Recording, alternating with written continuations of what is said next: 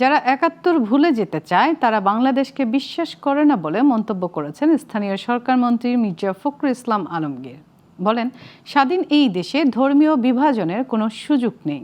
বিকেলে রাজধানীর diploma engineers ইনস্টিটিউশনের মিলনায়তনে সংখ্যালঘুদের সুরক্ষা ও নিরাপত্তা বিধান শীর্ষক মতবিনিময় সভায় তিনি এসব কথা বলেন।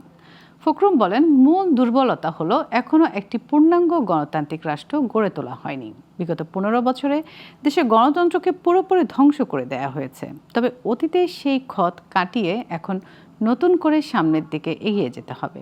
তিনি বলেন, যারা ধর্মকে ব্যবহার করে সমাজে ফাটল ধরাতে চায় তাদের যে কোনো মূল্যে রুখে দিতে হবে।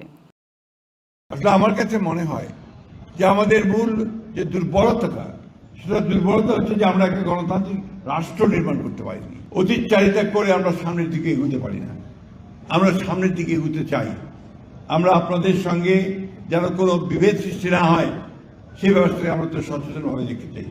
একটি মহল কিন্তু খুব সচেতনভাবে ধর্মের নামে বিভেদ সৃষ্টি করতে উঠে পড়ে লেগেছে।